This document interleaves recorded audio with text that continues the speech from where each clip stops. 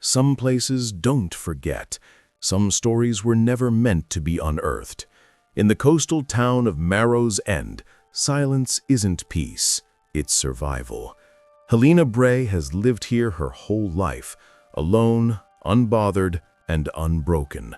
But when an old name resurfaces and a body washes up that shouldn't exist, she's forced to confront the one thing she's buried deeper than the truth: her past.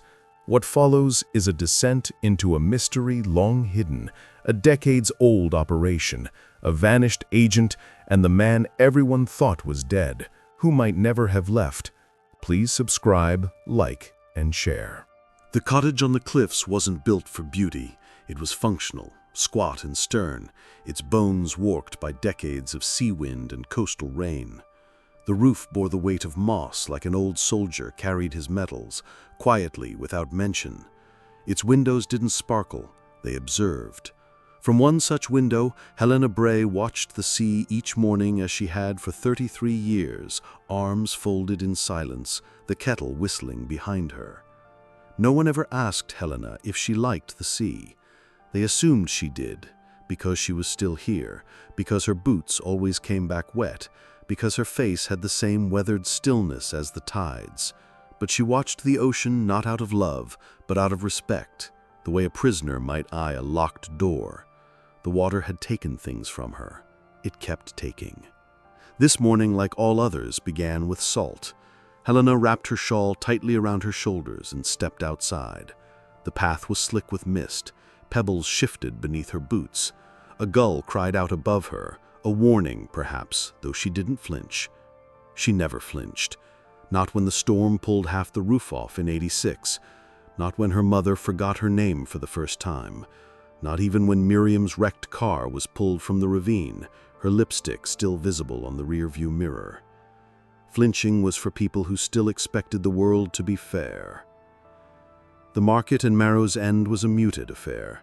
Tarps over crates, cold coffee, weary hands exchanging coins like relics. People didn't greet Helena with smiles. They nodded and made space.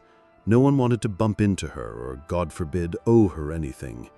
She had a presence that made people think of things they hadn't mourned properly. "Morning, Miss Braye," said old Ruth near the bread stall. Helena gave a slight nod. Ruth's husband had gone missing at sea 4 years ago. Since then, Ruth's voice had gained a tremble, and Helena never stayed long near her. Helena's errands were always the same: flour, matches, a tin of sardines, sometimes onions if they were cheap. She had little use for extravagance. She never lingered, except for today. Today, a man she didn't recognize stood by the postboard. He was not tall, but held himself like a man who thought he should be, lean, with dark hair combed too neatly for Marrow's End. His shoes were clean, his eyes weren't. They scanned the board slowly, moving from missing cat notices to old funeral announcements, finally settling on something behind a torn flyer. He peeled it back. Then he turned and looked directly at her. Helena stared back, unblinking. He smiled, not warmly, but with recognition or expectation. Then, without speaking, he walked away. She found herself walking toward the board as if pulled. The torn flyer flapped in the breeze, revealing something older beneath. A photo, blurred, water-damaged. A boy, maybe 16, black hair, eyes like ink. Above it, missing, Elliot M. Orne, 1971. Orne. The name struck her like a thrown stone. Her breath didn't catch. She wouldn't allow that, but something twisted in her, deep and long dormant. Elliot was Samuel's younger brother, the boy who followed him around like a shadow, the boy who never spoke to her, except once, right before Samuel left for sea, when he whispered something she didn't quite hear, and never asked him to repeat. She hadn't thought of Elliot in years. Helena turned away from the board slowly. The man who had looked at her was gone. Back home, she didn't unpack the groceries. She sat at the kitchen table, hands folded, eyes on the crooked nail in the window frame. The sea murmured beyond the cliffs. The wind pressed against the glass like breath. Elliot had gone missing months after Samuel. She remembered now. At the time it felt like a curse, a family swallowed whole by the ocean. Samuel first, then Elliot. Their mother followed a year later, walking into the sea at dawn, her pockets filled with rocks. Helena hadn't attended the funeral. By then she was already the village's shadow. That night, Helena dreamed of the old pine tree behind the house, the one split by lightning 10 years ago, which she never cut down, its blackened stump now a nesting place for birds. In the dream, the tree was whole again, towering, alive, and Samuel stood beneath it, whistling. But in the dream she couldn't move. Her feet were buried in salt. The next morning, a letter arrived. No one sent letters anymore. The mailbox was mostly cobwebs and wet junk, but inside, carefully folded and sealed in a pale blue envelope, was a single piece of paper. Do you still remember what he said before he left? No name and no return address. Helena read it twice, then burned it on the stove. In the coming weeks, strange things began to happen. First, the shed door swung open despite being bolted. Then the old record player, silent for over a decade, crackled to life one evening with a scratchy waltz. She thought it was a coincidence, power surges, wind. Then came the newspaper clipping under her pillow. Body found near shore, identity unconfirmed. The body, according to the ink-smudged report, was male, aged between 45 and 50, wearing a wool coat, cause of death exposure and blunt force trauma. Found near Briar's Cove. Helena did not know how it got under her pillow, but she knew where Briar's Cove was. She had been there once, a lifetime ago, with Samuel. It was where he first said, "I'll come back for you." The story would spiral outward from there, across the quiet desolation of coastal life, into memories too heavy to carry, and secrets Helena never told a soul. Her strength, so long seen as unbreakable, would face the one force no one ever spoke of in Marrow's End. The truth. And the truth, as she'd learn, had roots, deep, twisting. Still waters, after all, ran cold. The road to Briar's Cove hadn't been maintained in 15 years. It wasn't so much a path now as a suggestion, overgrown with seagrass, thornbrush, and silence. Helena stood at its mouth just after dawn, her coat buttoned tight, a thermos of black tea in her satchel, and the newspaper clipping folded in her coat pocket like a wound.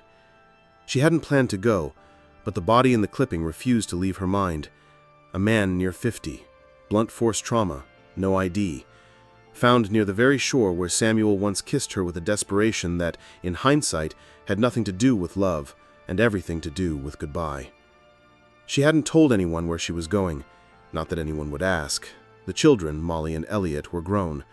Elliot taught mechanics in Port Hune, rarely wrote. Molly had married an accountant and now lived 5 hours inland in a flat-roofed house with a pink mailbox and no salt in the air. Helena received cards on holidays, but none of them would call. And that suited her. The fewer eyes on her silence, the better. The wind howled differently in Briar's Cove. It was sharper, like it remembered pain. The path twisted down toward the water between jagged black rocks that jutted like broken teeth. Gulls wheeled above, but they didn't cry out. The silence here felt held, contained, like breath before a scream. Helena stood at the edge of the shore, boots sinking slightly in the wet sand. She scanned the beach. Nobody. Of course not. But someone had died here, recently. The tide still moved awkwardly around a large rock at the far end of the beach, slick and black, with a red smear still clinging to its lower edge. Blood, maybe, or rust, or both. She crouched beside it and ran her fingers across the stain. It flaked, crusted, old. "I didn't think you'd come." The voice behind her was male, calm. Too calm. Helena didn't turn right away. She stood slowly, brushing her hands against her coat, spine straight. The man from the market, the one who had looked at her too long, he wore a brown field jacket and had the same unreadable expression, eyes dark as kelp, mouth unsmiling. "I wasn't aware I was expected," she said. He stepped closer, no sound in his stride. "You were there when he left, when he walked out of your father's house with a duffel and a lie." Helena's pulse ticked once in her throat. "Who are you?" He tilted his head slightly. "Does it matter?" It did, but she wouldn't give him the satisfaction of asking again. "Did you know the man who died here?" she asked instead. The man's gaze flicked to the rock, then back to her. "Not in life." Helena narrowed her eyes. "You came to see the body." "No," he said. "I came to see if the past still had guardians, or if everyone had gone to sleep." She took a step back. "Speak plainly." He stepped forward. "Samuel Orne never made it to Spain. Never set sail. That was the story, wasn't it?" Her breath caught, not panic, not fear, something older, like a door creaking open deep inside her. "She did," she said. "He left from Briar Harbor on the Tern Wing." The man smiled then, faintly, pityingly. "No, Helena. The Tern Wing sailed, but it wasn't Samuel who boarded it." Her fists clenched, unseen in her pockets. "How do you know my name?" "I know a lot of things," he replied. "I know that your father paid Samuel to leave, that Samuel took the money, that a week later your father died of a heart attack, and you found the coins buried behind the pine tree." Helena stepped back once. Her boots slipped slightly in the sand. "You know nothing," she said quietly. "I know Elliot didn't vanish," the man said. "I know he went looking." She stared at him. And then very softly, she said, "You're him." He didn't answer. The walk back from the cove was longer, heavier. Helena didn't turn when he followed, didn't speak. The man, Elliot, or someone who bore his memories, kept pace in silence, only parting from her at the old fork near the sea thistle grove. "Don't wait too long," he said. "Truth rots, Helena. If you don't cut into it, it just spreads." Then he was gone. That night, Helena didn't sleep. She sat at the kitchen table with the oil lamp burning low and the small wooden box before her. The lid bore a carving, weathered now, the lines worn soft. A gull mid-flight, wings outstretched. Samuel had carved it for her on their second summer. He said that it was to remind her she was his north. She had kept it, even after she stopped believing him. Inside were scraps, a button from his coat, the broken brass compass he left behind, the ring he'd bought her and never given, and a folded piece of paper. The letter. She hadn't read it in 20 years. Her fingers moved before her mind caught up, unfolding the soft yellowed page. The ink had bled slightly, but the words were intact. "I know what I did, and I know it's not enough.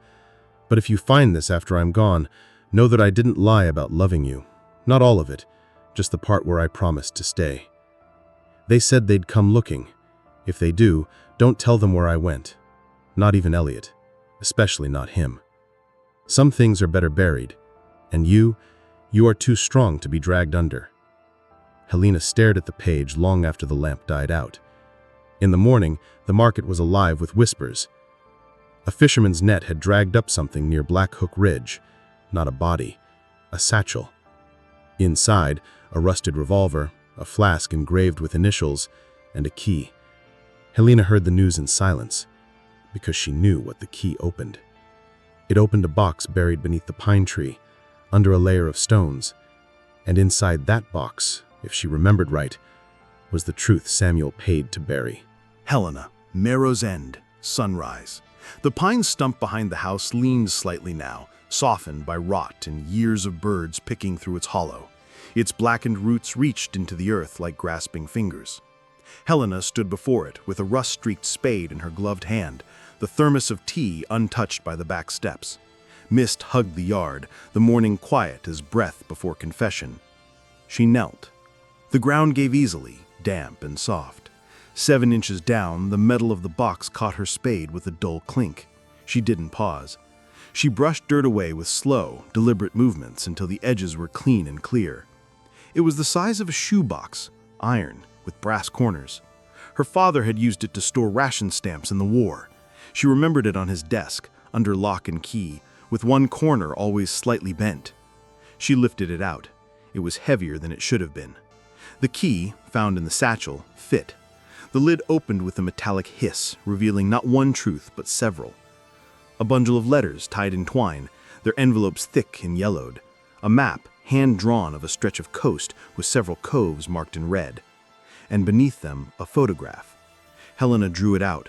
It was of Samuel and another man, broad-shouldered, face turned from the camera. They stood on the docks near Briar Harbor. Behind them was a boat Helena didn't recognize, smaller than the Tern wing, rusted, civilian. On the back, written in Samuel's handwriting, November 2, night before the crossing. Don't forget the name. Calder. Calder. It meant nothing to her.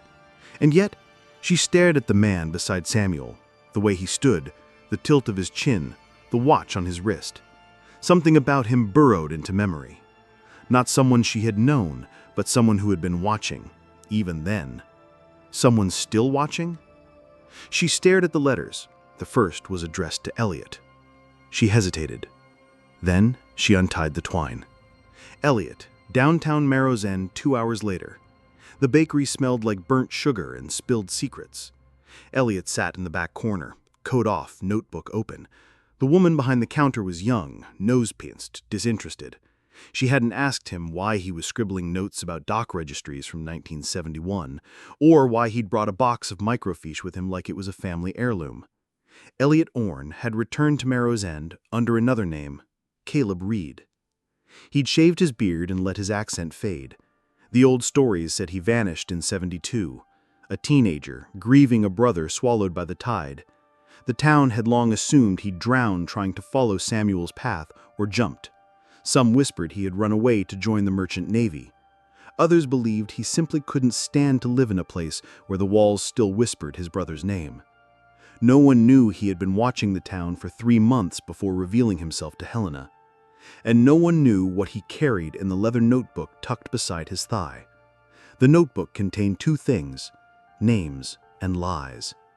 The lie Samuel told Helena, the lie Helena had told the authorities, and the lie her father had scribbled into the margins of a weather log the day before he died. I warned him, the coast doesn't forgive traitors. That line, the coast doesn't forgive traitors, had haunted Elliot for years. He had returned to Marrow's End because something was unraveling. First came the anonymous message mailed to his apartment in Boston. He never left. Ask her about the pine tree. Then came the file, sealed and copied, from a retired customs official. It showed Samuel Orne's name crossed off a departure manifest, not canceled, replaced, by someone named Jonas Calder. Calder again. Now in the quiet of the bakery, Elliot opened a folder with records he had bribed out of a retired harbor master's son in Hune.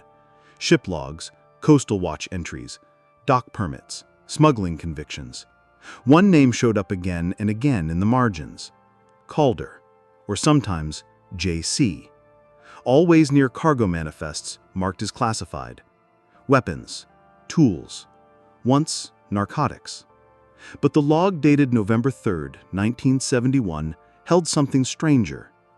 A ship, unnamed, left Briar Harbor under storm conditions. No official permit.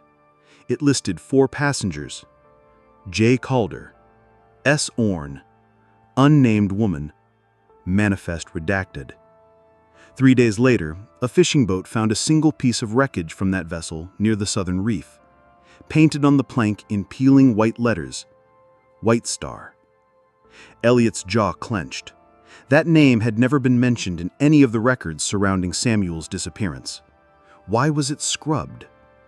Back at the rental house Elliot was using, a crumbling one-room bungalow at the edge of Black Hook Ridge, he unpacked a locked steel case. Inside was a portable tape recorder, a stack of old interviews, and a single battered photograph. It showed Samuel, maybe age 22, standing beside a younger Elliot. Behind them, barely visible, was the outline of a shed, but not Helena's shed. It was the smuggler's storehouse north of Black Hook, abandoned since the 60s, but visible from the ridge only if you knew where to look. Samuel had never mentioned he'd been there. He rewound the tape marked Interview, M. Haskins, retired, and pressed play. A gravelly voice crackled through. "You're not the first to ask, you know. Back then, people just wanted it quiet. That boy didn't drown, he disappeared. That's different. That's chosen. And Calder, well, he had a talent for making things disappear." A pause. Then, "They say Calder died in 72, but bodies can lie, graves too." Helena, late night, Braye cottage. Helena stared at the letters by candlelight. Each was unsigned. Each told a version of Samuel she didn't recognize. His regret, his fear, the things he hinted at, the cargo, the deal, the reasons he had to vanish pointed to something larger. Then a man leaving love behind. The final letter read, "If you read this and Elliot's come back, tell him the cove wasn't the place I died. It was where I ran. And Calder followed me." Helena folded the letters back in the box but kept the photo.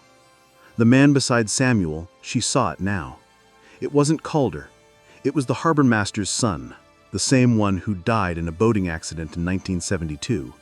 The same man, now rumored to have been deep in someone else's pocket. Whose pocket? Whose hand had reached into all of them? Helena walked to the window. Far down the slope, she saw a flicker of light moving near Black Hook Ridge. A flashlight. Small, purposeful, not wind, not an accident. Someone was searching. And tomorrow, so would she. Helena. Early morning. Black Hook Ridge. The trail up Black Hook Ridge was rarely used anymore. Decades ago, smugglers ran contraband across it under the fog of war and profit. Now, moss blanketed the stones, and the trail felt more dream than memory. Helena's boots left shallow impressions in the mud as she climbed. Last night's light, brief and purposeful, had lingered in her mind. It wasn't a fisherman's beam. It was the kind of light people used when they knew what they were looking for, and she had an idea now of who might have held it.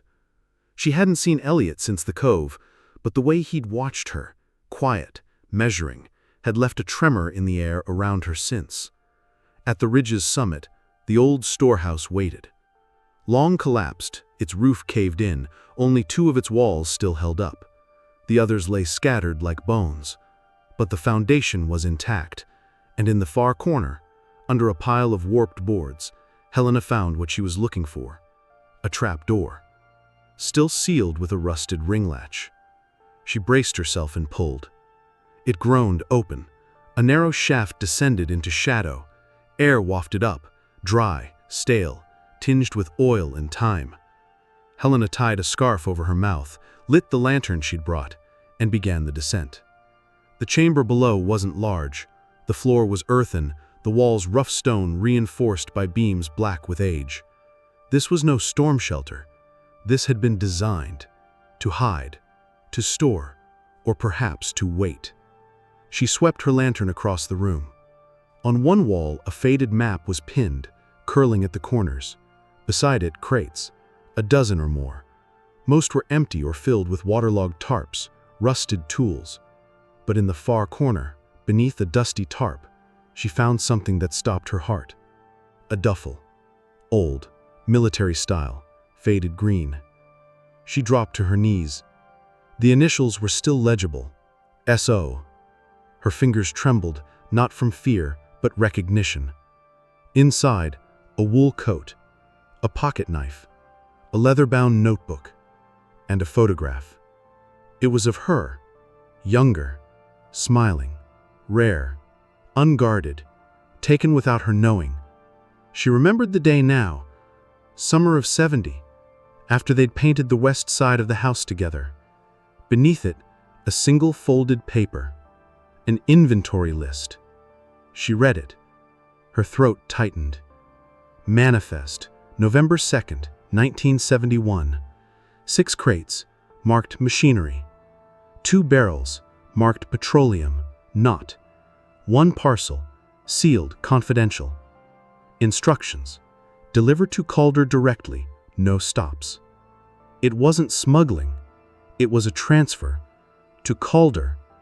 What was inside the sealed parcel?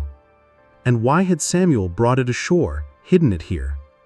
Elliot, Town Records Archive, same morning. The archivist was an old man named Breen, who smelled of varnish and sea brine. He barely looked up when Elliot entered. "You from the press?"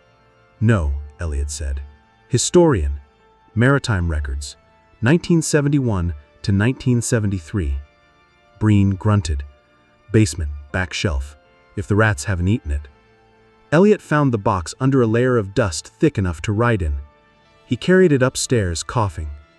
Inside, dock permits, wreck reports, and one curious document marked "Evidence, withheld, not for release." He unfolded it carefully.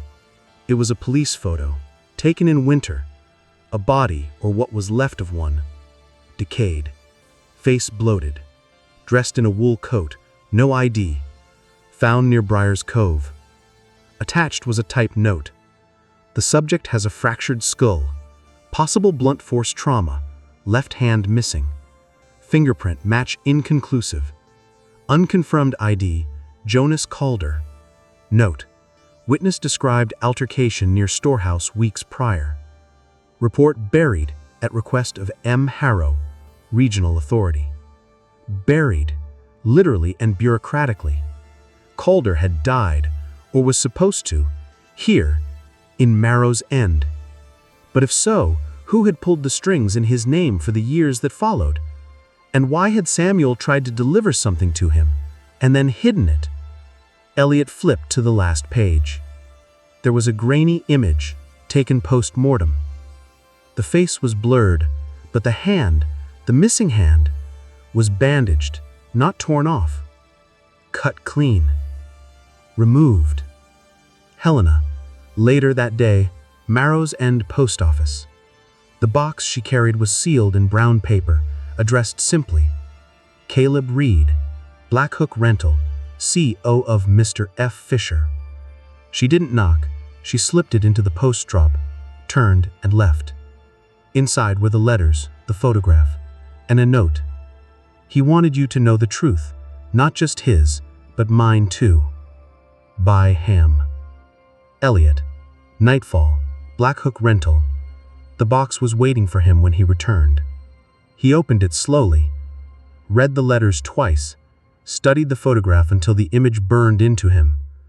She had known, more than he thought, and she had hidden it, not to protect Samuel, but to protect herself. In the bottom of the box, he found the list, the inventory, and at the bottom, written in Samuel's shaky hand, "I never opened it. I think Calder already knew.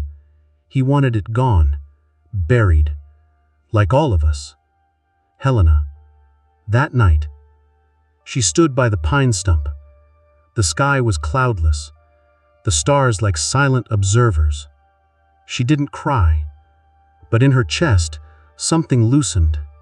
A knot that had held for years not grief, not guilt, but the unbearable weight of not knowing. Now she knew. Samuel had tried to leave the life Calder promised him. He'd tried to vanish the parcel, and in doing so, he had doomed them both. She turned toward the sea. Wind curled past her like fingers, not pulling, just a reminder. Elliot. Final entry, notebook. Samuel didn't die because he ran.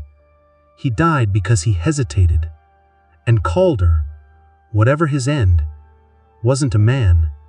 He was a force, a network, a silence that fed on fear. She kept her silence. I don't blame her, but I won't anymore. Marrow's End.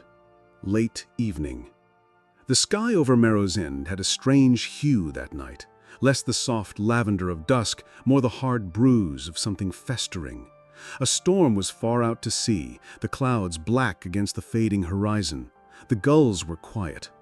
Even the sea held its breath. Helena stood on her porch, arms folded, the weight of the past few days pressing on her bones like age. The box she'd sent to Elliot, Caleb, had gone without reply. That didn't surprise her. She hadn't sent it for thanks. But now the air around her felt off, watched. Not the usual ache of old memories, but something new. Movement. Footsteps on gravel. She turned before the knock came. Elliot stood there, face leaner than she remembered, anger hidden under exhaustion. "I read them," he said. Helena nodded once, and he didn't know he tried to leave it all behind. "You weren't supposed to." He stepped closer. "You think I came back to haunt you. I think you came back to bury what the sea didn't." Inside, kitchen, Braye cottage, they sat opposite each other in the dim kitchen, oil lamp flickering between them. The teapot hissed softly on the stove. Neither touched their mugs. Helena placed the inventory list on the table between them. Elliot laid out the manifest he'd found at the records archive. "They match," he said. "Same cargo, same false labeling." "And same destination," Helena murmured. "Calder." He exhaled slowly. He didn't die, not that night. The police buried that file on purpose. Someone wanted Calder to vanish. And he did. But not before killing Samuel? Helena's voice was low. "No, I think someone else did that." Silence. Then Elliot placed another photograph on the table. It was the one from the customs records, the body labeled Calder. But Helena looked at the bandaged stump, the ring on the intact hand. She went still. "That's not Calder," she said. Elliot leaned forward. "Are you sure?" "Yes, Calder wore a signet ring, left hand, gold with a bird's claw. That one's copper, wrong finger." He stared at her. "Then who is it?" "East Marrow, same night. Across town a figure moved through the shadows of a crumbling chapel. He walked with a limp. His beard was gray and patchy, his coat fraying at the collar, but his eyes were sharp, watching.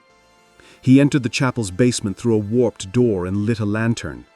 Inside, old shipping ledgers, rusted crates, a single sealed barrel. He placed a hand on it. A symbol was scratched faintly into the metal, a claw around a flame. He smiled. Calder was dead, they had said. Let them keep believing it. Helena, Braye cottage. "He knew something," she said quietly. "Samuel. Whatever that package was, he didn't deliver it. He hid it." "Where?" asked Elliot. She looked up at him. "That's what I don't know." They sat in silence, the years folding between them. Then Elliot said, "He came to see me the night before he left." Helena blinked. He said, "Don't trust what follows me. If I don't come back, it's because I tried to break it."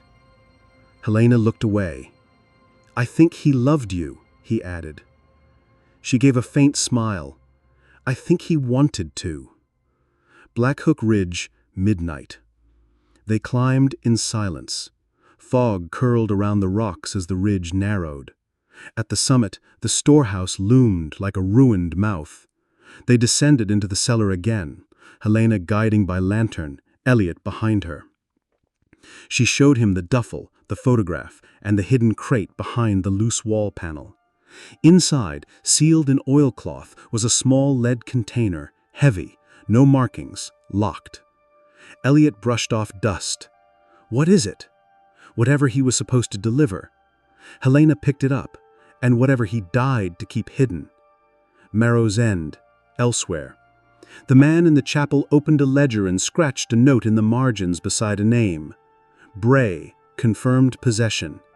Then he circled another name. M. Fisher, landlord, Black Hook. He closed the book. He would come for it soon. After all, he'd waited long enough. Black Hook Ridge, later. "I need to take it," Elliot said. Helena didn't speak. "This isn't just about us anymore. You saw what Calder left behind, the ledger, the weapons. This isn't finished." "No," she said finally. It never was. But as she handed him the lead container, her hands lingered. She looked at him with something almost like fear. "If you open it, don't do it alone." He met her eyes. "Then come with me." They walked back down the ridge together, the box between them. Behind them, the fog rolled in like a shroud. And not far away, someone was already watching, waiting. 2 days later, en route to Havenglass. The train to Havenglass clattered through a landscape Helena hadn't seen in years. Inland hills, pine forests, roads unspooled like ribbons no longer tied to the sea. The world smelled of dust and rain instead of salt. It made her restless, as if time moved differently here and her presence was borrowed. Elliot sat across from her, the lead container and a leather satchel between them on the seat. Neither had spoken much since boarding. Helena watched the trees blur by. "You said you traced the parcel's shipping mark?" He nodded. The symbol on the manifest matches a defunct logistics firm, Crane & Bell, based in Havenglass, disbanded in 1972 after one of their ships caught fire off the coast of Portugal. "You think that's where it came from?" "I think that's where it was meant to go, until Samuel went off script." Helena's hand rested over the satchel. "He never told me he was afraid.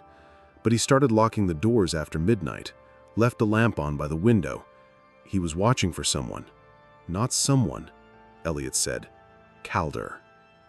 Havenglass, Industrial District. The Crane & Bell offices no longer existed on paper, but a local mechanic remembered the warehouse. "Burned out in the late 70s, the man said, wiping oil off his fingers. "Insurance fire, maybe. Some say it was an accident. Others, well," he shrugged. "Some of the crates they pulled out weren't exactly legal." Helena and Elliot followed the directions to a ruin of concrete and rust. The lot was fenced, but the gate hung open, chains rusted through. Inside, the walls still bore the faint logo of K&B Logistics. The building was hollow now. Its roof had collapsed in places. Ivy covered most of the walls. But in the far corner of the main room, behind a warped file cabinet, Elliot found it. A vault. Iron, bolted into the concrete. Its door was ajar. Inside, the air was musty but dry. Shelves lined the interior, most bare, except for one box. Helena pulled it out. Inside were documents, receipts, internal memos. One caught Elliot's eye. 2. Calder. RE. Transfer. Maritime Route 72A. Confidential package. The recipient is not to open the container. Delivery must be confirmed by signet. Use fallback port if compromised. Helena's voice was tight. "Fallback port?" Elliot turned the page. "Briar Harbor," he said. Helena felt the hair rise on her neck. "He never planned to leave," she whispered. "He was meant to circle back." Later that night, hotel room in Havenglass. They opened the lead container. It took time, Elliot carefully picking the seal with a file. The lock gave with a groan of protest. Inside, wrapped in velvet, was a box. Oak, polished, inlaid with a brass plate. Property of Commonwealth Signal Bureau. Eyes only. Elliot swore. "What is that?" Helena stared. "Government?" Elliot nodded slowly. "Not just the government. Intelligence." He opened the oak box. Inside were reels of magnetic tape, still sealed, documents marked with layers of redaction, and a single photo protected in plastic.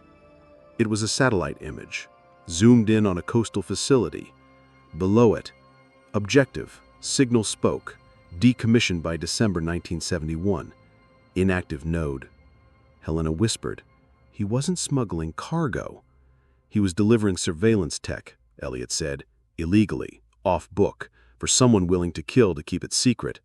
Back in Marrow's End that same night, the man known once as Calder lit a cigarette beneath the chapel awning. Rain slicked the stones. His boots didn't mind. A young man approached, early 20s, slight build, nervous hands. "Fisher's been paid," he said. Calder nodded. "Should we move on to them?" Calder's eyes glinted. "Not yet. Let them uncover the whole thing. I want to know who else he talked to before the end." The young men shifted. "And when they do?" A thin smile. "Then we erase the trail." Havenglass, dawn. Helena stood by the window, watching the sun bleed over the rooftops. Elliot sat on the edge of the bed, the documents spread before him. "We can't keep this," he said. "If this falls into the wrong hands—" She turned. It already did. He looked at her. They were using Samuel. He realized it too late. Elliot ran his hand through his hair. "We need to go to someone." Helena stared at him a moment, then said quietly, "There's someone I never told you about. After Samuel disappeared, I got a letter. No return address. It said, 'Don't go to the police, they're not yours.' You kept it?" She nodded. "I didn't understand what it meant. Now I think I do." She opened her satchel and drew out an old notebook, Samuel's journal from the duffel bag. Inside, wedged between the pages, was a business card. C. Ruskin, Postal Surveillance Division, off records. Elliot read the back. "If he doesn't make it, I'll come for it myself." He looked at Helena. "What did you do when you got this?" She said, "I waited." "And he never came?" "No." They both looked at the documents again. Now, 2 decades later, they were carrying what Samuel died to protect, and someone was finally moving to take it back. Calder, elsewhere. The signal had been quiet for years, buried under decades of water, sand, and misdirection. But now, a leak had surfaced. The Braye woman, and her brother-in-law. He took a drag from his cigarette and exhaled slowly. Time to close the loop. 2 miles outside Havenglass National Forest. The map in Samuel's journal was cryptic. No highways, just old ranger routes and utility notations. But after hours tracing it through topographical overlays and decommissioned communications records, Elliot had found it. Node 47, Signal Spoke, a remote listening outpost once operated under the Commonwealth Signal Bureau during the final Cold War decade. It had been shut down in 1971, or so the record claimed. Helena and Elliot left at first light. The hike took 2 hours. The trees grew dense, the trail thinned to packed needles. The forest was not quiet. It hummed. Birds, wind, the occasional distant crack of something shifting under its own weight. Elliot walked ahead with a compass and a satellite photo folded into his coat pocket. Helena followed in silence, her boots sure on the uneven ground. Neither spoke much now. Words had become like matches, used carefully, only when necessary. Then they saw it. A concrete bunker, mostly swallowed by the earth and pines. No signage, no guardrail, no power lines, just a steel hatch flush with the forest floor, half covered in moss. Helena knelt, brushing dirt from the rusted lock. She said, "The hinges have been oiled." Elliot's brow furrowed. "Someone's been here recently." Inside the bunker, Node 47. The air was dry, cold, and preserved. The first chamber opened into a short tunnel of exposed rebar and damp concrete, then into a low-ceilinged room lined with blank monitors, rotary switches, and rows of cracked vinyl chairs. Shelves along the walls held old binders, some stamped with clearance levels, others marked with redacted call logs. A far door was slightly ajar.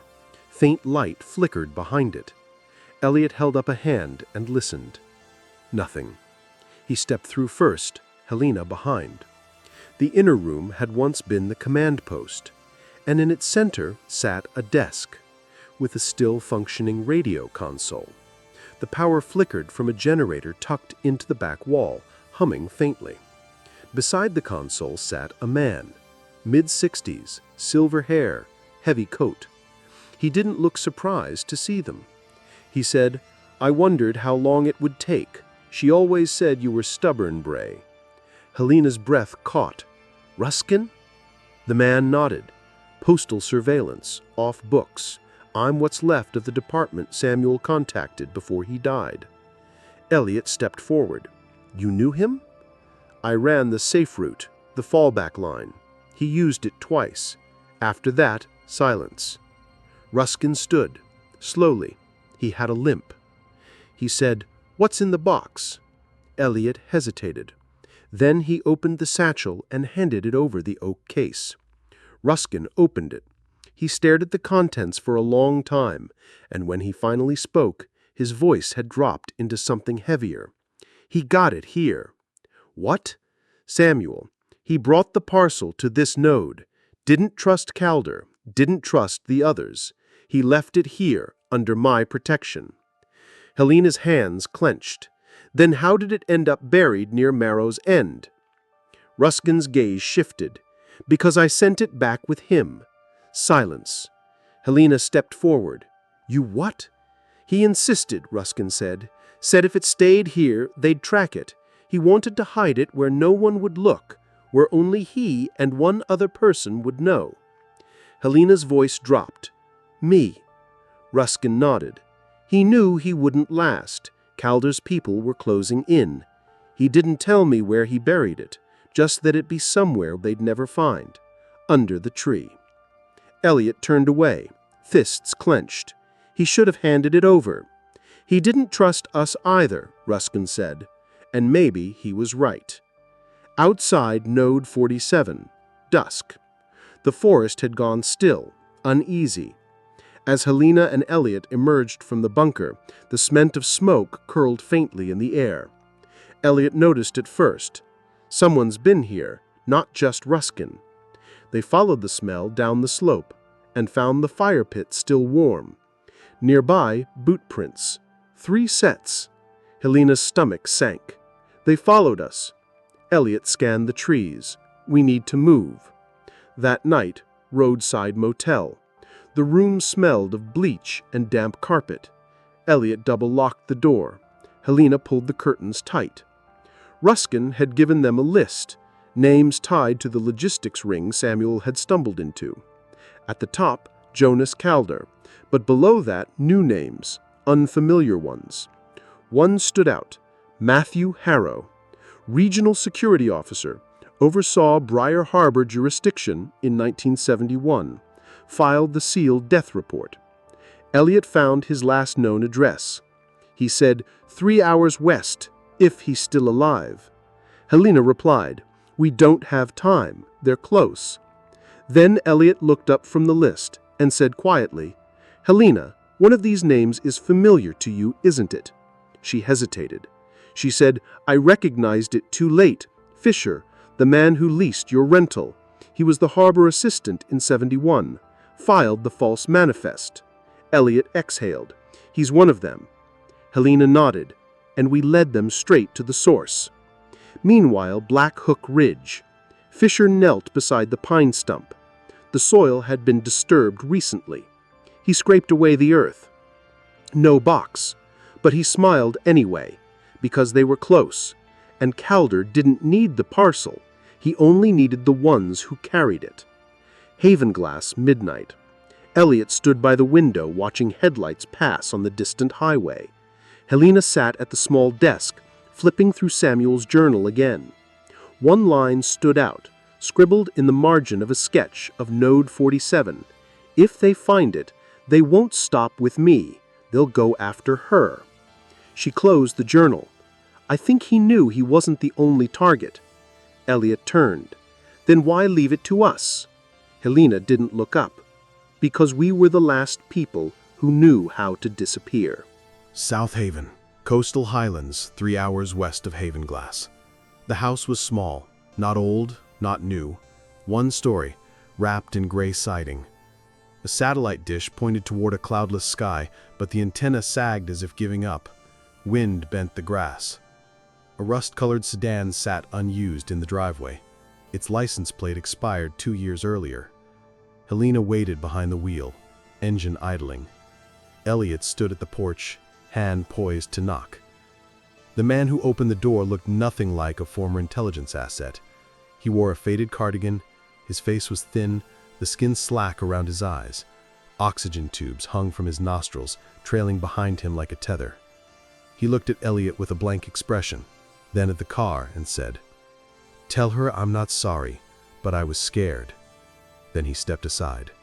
Inside, Harrow's living room. There was no ceremony, no bluster, just an old man and 2 people who had waited decades for someone to stop lying. Harrow sat in a leather recliner, worn bald at the arms. Helena perched on the edge of a cracked final chair. Elliot remained standing, the oak case between his hands like a loaded weapon. I wasn't the architect, but I enforced it. I was the one who wrote unconfirmed on the death report. Calder's body, or what they claimed was him. You knew it wasn't him, Elliot said. I knew what he wanted me to believe. Helena leaned forward. Are you still working for him? No. His voice cracked. I work for no one. The story, as Harrow tells it, Calder was never a name. It was a role. A handler, used in multiple regions, one face swapped for another. But in 1971, the man called Calder in Briar Harbor had grown too powerful. He began organizing his own cargo runs, unofficial, unmonitored. Someone in the Bureau gave the green light to shut him down. They sent an asset, Samuel Orne. Low profile, clean record, ties to the coast, loyal, until he wasn't. They gave him the parcel, Harrow said. But what they didn't tell him was that it was bait. It had a tracer embedded. They wanted Calder to intercept it. They wanted a reason to erase him. But something went wrong. Samuel opened it, Harrow said. He saw what it was: surveillance data, high level, files on foreign officials, domestic leverage, things no one was supposed to have. And he ran, Elliot said. Worse, Harrow replied. He told you. He looked at Helena. You don't remember, but they sent someone to your cottage the night Samuel disappeared. Helena froze. I remember the door being unlocked, she said slowly. I thought I forgot, but the next morning. She trailed off. You had bruises, Harrow said, and you didn't know where they came from. The truth, pieced together. Samuel had staged his own disappearance. With Ruskin's help, he planted misleading wreckage, but Calder's people caught on. Someone was sent to silence Helena, ensure she hadn't seen anything. She had, but trauma buried it. When Samuel realized they'd come for her, he returned, tried to extract her. Too late. He died in a struggle near the storehouse. The body buried as unconfirmed was the hitman, not Calder. But I made the call to bury it, to bury everything. He coughed. Thin blood flecked his lips. Elliot looked down at the case. You're telling us this now? Why? Harrow looked at Helena, his gaze damp. Because I watched the report go out last week. Elliot's eyes sharpened. What report? Harrow nodded to a nearby radio. Encrypted frequency. Calder's signal. Resurfaced. Looking for retrieval. Helena felt her stomach drop. They know where we are. No, Harrow whispered. They know where you'll go. Meanwhile, Marrow's End, Fisher stood outside Helena's cottage, empty now. The gulls circled high, restless. In his ear, a quiet voice crackled over comms. They spoke to Harrow. He told them. Time. Maybe 6 hours, maybe less. Intercept before they turned back. He clicked off the earpiece, then opened the mailbox. Inside, a single photograph of him, young, in a uniform, standing beside the man known once as Calder. There was a note, history doesn't forgive, and neither do I. Fisher paled. Back at Harrow's. They left just before dusk. Harrow gave them a thumb drive, decoded from the parcel's tapes. It included dossiers, coordinates, communication logs from Calder's rogue network, but the most damning file was a memo. Calder. Asset no longer contained. Termination authorized. Agent Orne activated. Elliot folded the drive into his wallet. As they reached the car, Helena said quietly, I remember something now. That night, a voice. It said, tell him if he runs, we'll burn the whole coast. Elliot looked at her. And we've led them to the last match. Motel, 2 a.m., their room. They didn't speak, they packed. The wind howled through the eaves like an old animal, wounded and aware. Elliot loaded the tapes, Helena loaded the case. Before they left, she found a note under the motel door. Plain paper, one line. Next time, I won't miss. Unknown location. Calder sat in a dark room watching footage loop on an old monitor. Helena Braye, Elliot Orne, Harrow. He lit a match and dropped it into a tray of old negatives. As the film hissed and curled, he turned to the man behind him. "Follow the girl, kill the boy, and bring me the journal." Marrow's End, early morning, return. The town hadn't changed, not on the surface, not in the way that strangers notice, but Helena felt at the moment that tires touched gravel. The air was too still, the gulls too quiet. The way the fog hung heavy in the trees wasn't natural. It lingered, like breath caught in the throat of something waiting. She didn't speak as Elliot pulled off the main road and onto the winding track that led to her cottage, and she didn't flinch when she saw that the front door was open. Inside the cottage, Braye house. It wasn't ransacked, it was sorted. Books stacked on the kitchen table, letters unsealed but refolded, and drawers left half open, not dumped. Whoever had come here wasn't looking for valuables, they were looking for information. Elliot moved fast, checking the back exit, securing the windows, closing the blinds. Helena walked slowly from room to room, cataloging the small absences. Samuel's journal, gone. The box beneath the floorboards, missing. But the family portrait from the hallway? Still there, crooked, left as a message. Her voice was quiet when she finally spoke. "They want us to know they were here." Elliot returned from the study, holding a photo he'd found tucked under her pillow. A photograph of Helena, taken from behind, walking alone on the beach. Yesterday. Later, the cellar.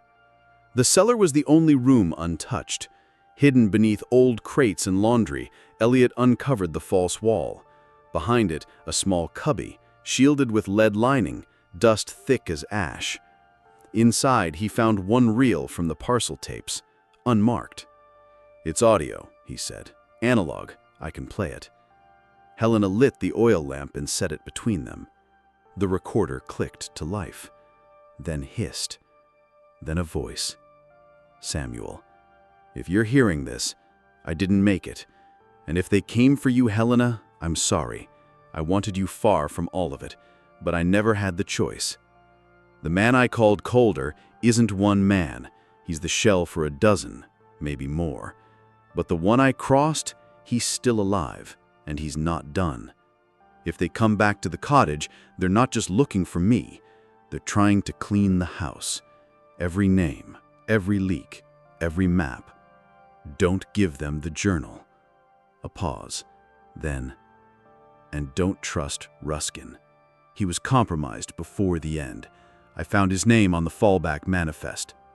The tape ended. Helena didn't speak, not for a full minute. Then she said, "He gave us everything. The parcel, the files." Elliot nodded, voice low, "Because he knew we were walking into it." The trap, Black Hook Ridge. They didn't sleep. They left before the second sun hit the cliffs. Helena led the way this time. The duffel she carried wasn't filled with memories. It held the case, the reel, and a single loaded revolver from the lockbox in her cellar. Elliot carried the backup reel and 2 burner phones. They reached the ridge by noon.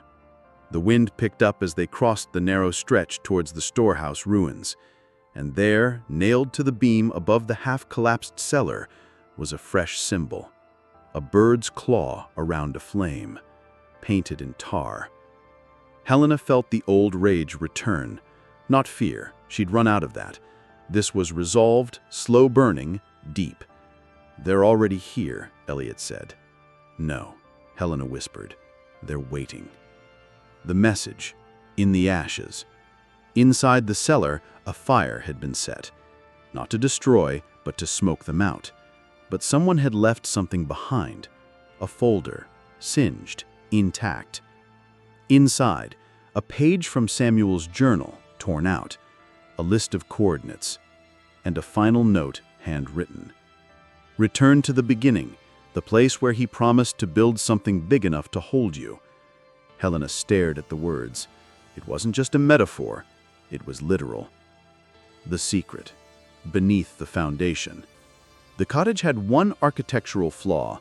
The stone shed attached to the western side was newer than the rest, added in '70. Samuel had built it, alone. She remembered him hammering, pouring concrete at night, saying it was for space. She never questioned it. Back at the house, they broke the wall. Behind the plaster, a metal trapdoor. No handle, just bolts. Elliot pried it open with a crowbar. A staircase led down. The air was damp, cold. And beneath the house, beneath all the silence and grief and time, was a vault. Lined with old data drives, maps, tapes, and a safe. Elliot cracked it. Inside, a bound dossier marked Commonwealth Deep Storage, Asset Escrow, Eyes Only. Helena opened it. The first page was a photo of Calder. Not a blurry image, not a ghost, but a clear headshot, passport quality. She stared, then recoiled. Because it wasn't just the man who had haunted them, it was the man who had helped them. Ruskin. Meanwhile, unknown coastal location. Ruskin closed the laptop. The image on the screen was of Black Hook Ridge. Live feed, drone angle. He poured himself a drink. Behind him, Calder stepped out of the dark. "I assume they've seen it." Ruskin nodded. "Then it's time," Calder said. "Burn the ridge, collapse the house, and leave nothing. And if they survive?" Ruskin took a sip of whiskey. His face was unreadable. "Then they know too much." Braye Cottage. The final item in the safe was a thumb drive. Elliot inserted it into the laptop. It contained a video, dated November 3rd, 1971. Samuel stood on the dock beside an unfamiliar ship. He spoke into the camera. "If I disappear, it wasn't the sea that took me. It was the ones who sailed beneath it." Braye Cottage, nightfall. The wind howled through the cliffs. It wasn't the gentle sea breeze of childhood's gone. It was sharp, urgent, a wind that warned, that clawed at windows like it knew something was about to burn. Inside, Helena sat with the open dossier on her lap. Photographs, names, transit routes, maritime manifests with Calder's pseudonyms. The face she'd trusted, the man who claimed to protect Samuel, staring back from an old identification badge. C. Ruskin, Deputy Field Liaison. Disavowed, 1973. Presumed dead, 1981. Not dead, not disavowed, just recycled into the machine that had started all this. Elliot stood by the window, watching headlights sweep the road beyond. "Someone's out there," he said. "No lights, just idling." Helena closed the dossier. "Then it's time." The plan. They packed only what mattered. The thumb drive, the tapes, the list of names from the vault. One of the old passports Samuel had forged and stashed long ago. And a key, unmarked, tarnished, that Helena had never seen before, but found inside the dossier marked failsafe. The contact Samuel trusted, a journalist named Mara Dendrick, last listed in records as living in Newport, was 3 hours south. Elliot loaded the satchel. "I'll drive." Helena nodded, then paused by the threshold of the bedroom. "Give me a moment." The farewell. Inside the bedroom, she pulled up the floorboard where she'd once buried the letters from Samuel. Only one remained, the one she hadn't sent Elliot. She slipped it into her coat pocket. Not for now, for later. Then she stood and froze. The lights in the house went out, simultaneously. The breach, 11:47 p.m. The first bang wasn't a knock, it had an impact. The back door, splintered open, not kicked, rammed. Elliot grabbed the revolver. Helena pulled the emergency flare from underneath the kitchen sink. It wouldn't do much, but it would signal. Footsteps. Boots. Fast. Efficient. "We go out the storm door," Elliot said. "You go first." She hesitated. "I won't follow unless you're behind me." He looked at her, and for the first time his fear wasn't for himself. Helena nodded. Then let's burn it. The escape, cloaked in flame. As they descended through the tunnel beneath the shed, Helena pulled the lighter from her coat pocket and set fire to a bundle of dried papers beside the fuse box. The house would burn from the inside out, but it would warn the town. Fire brought people. Fire brought eyes. They emerged through the brush 100 yards east of the property. The black car parked near the bluff hadn't moved, but 2 men now stood outside it. Helena and Elliot sprinted through the tall grass. The engine of their car roared to life. And then, gunfire. 2 pops. Glass shattered. Elliot swerved hard through the smoke curling behind them. The damage. 1 bullet had hit the tire, but not enough to stop them. They ditched the car at an old ranger station 30 miles out and took a side road south on foot, waiting until dawn to flag down a truck heading toward Newport. Inside the truck cab, Elliot was pale. Helena pulled back his jacket. Blood. Shoulder. High, but deep. He hadn't said a word. "You stubborn bastard," she whispered. He laughed, teeth clenched. Didn't want to ruin the moment. Newport Crossing, the next day. Mara Dendrick answered her door with a pistol in her hand. She looked older, harder, but her eyes were sharp. "Jesus," she said when she saw Helena. "He said you'd never leave." Helena handed her the drive. "He said you'd know what to do." Mara stepped aside. "Then come in, because whatever you've brought me, people have already died for it, and someone just tried to make me number 5. Helena stepped inside. Elliot followed, wincing, and just before the door closed, they all turned, because in the distance, on the hill overlooking the town, a man in the black coat stood alone, watching. Not Ruskin. Calder. Interlude. Marrow's End smoldering. The cottage burned long into the night.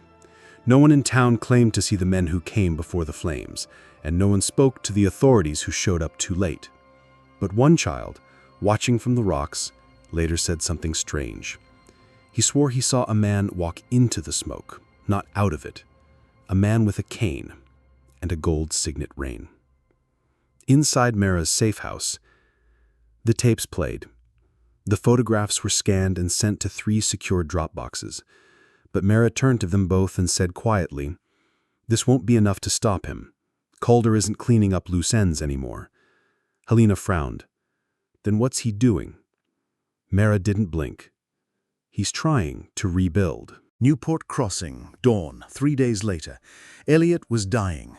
Not in the theatrical sense, not with gasps and last words. It was quieter than that, slower. The kind of dying that crept in when infection found muscle and heat.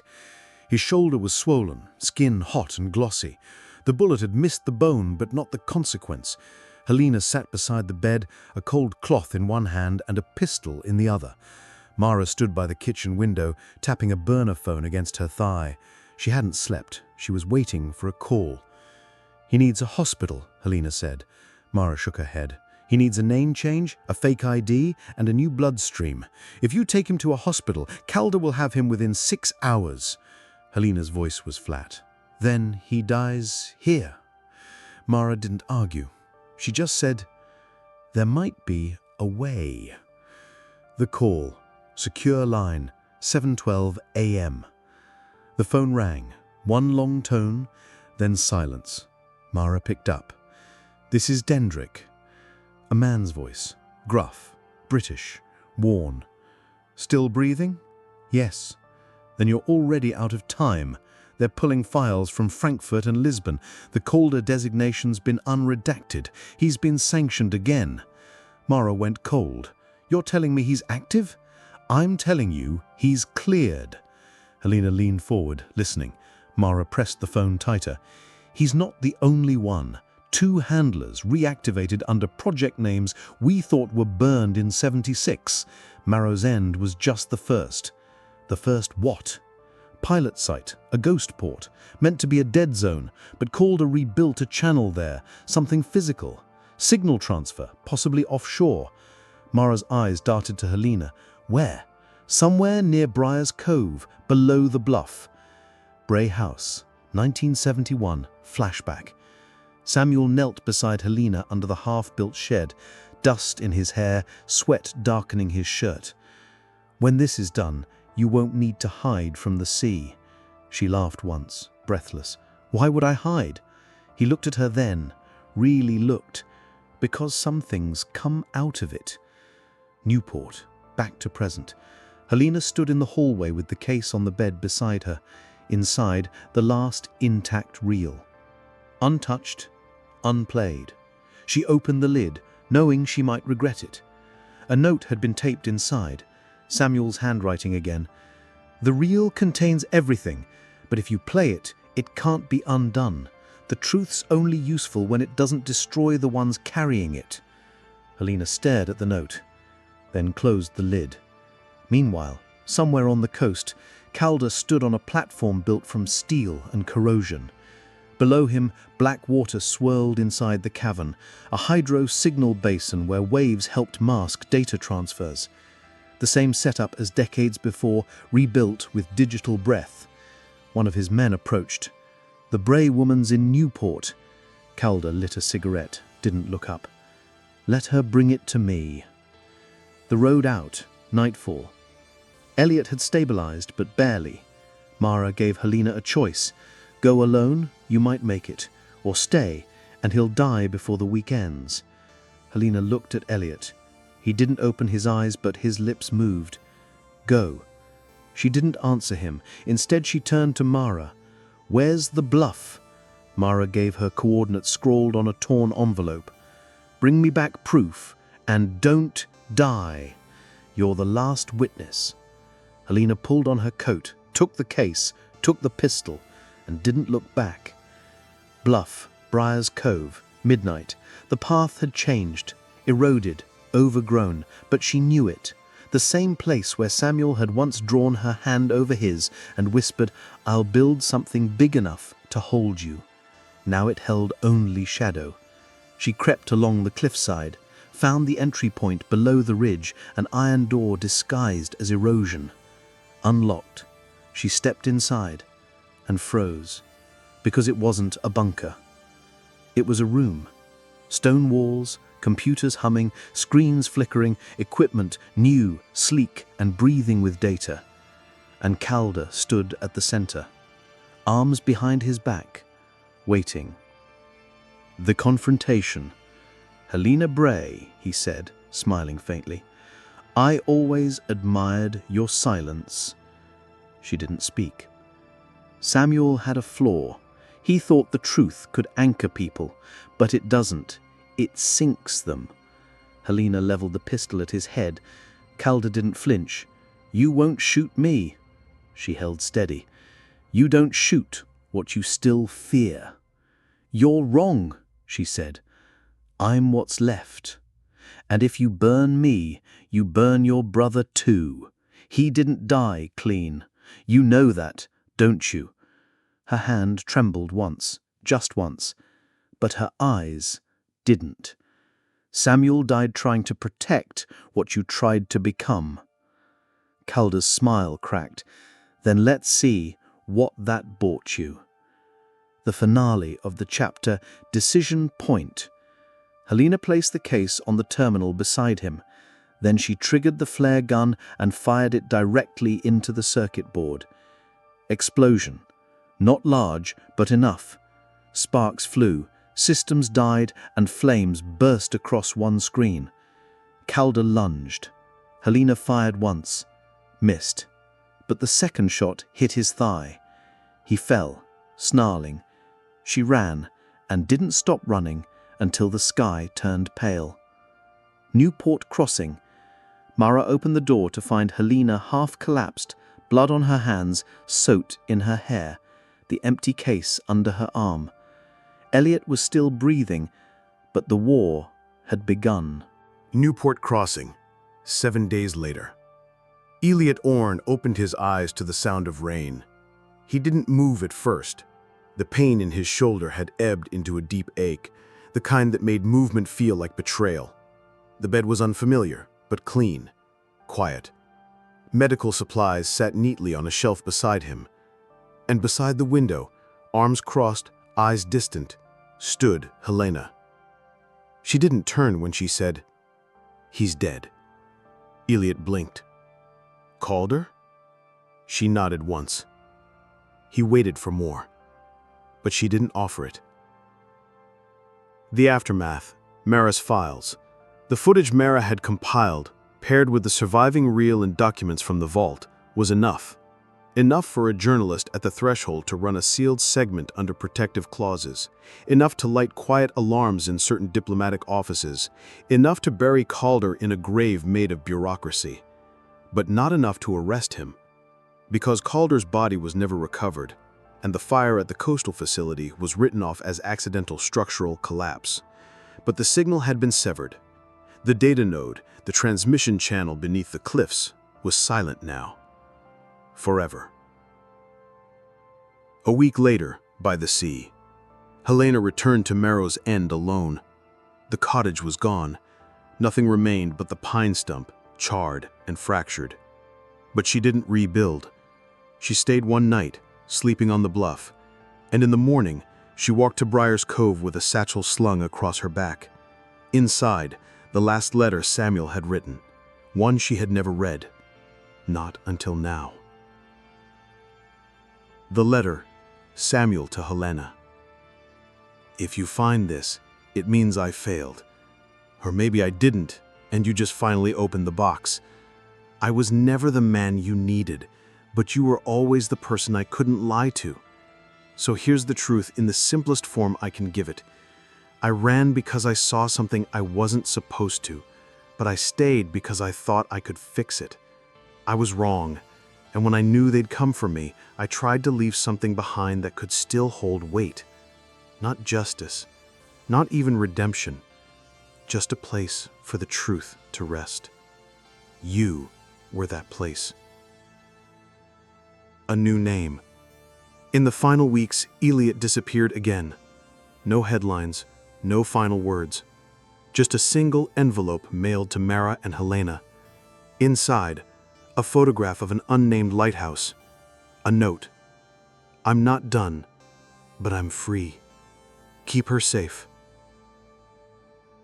Marrow's End, 5 years later. The town still stands. The sea still speaks in whispers. Tourists pass through, unaware. But beneath the stones of the bluff, where the vault once sat, a small plaque remains, unmarked by name. Only 4 words carved into steel. The sea never forgets, and neither does Helena Braye. She tends the pine that grew again, soft, young, rooted in ash, and watches the horizon, not for return, but for peace, because still waters don't need applause. They remember, and that is enough. Thank you for watching.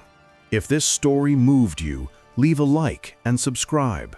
Your support keeps these stories alive. Until next time, keep feeling, keep believing, and keep listening to the stories within.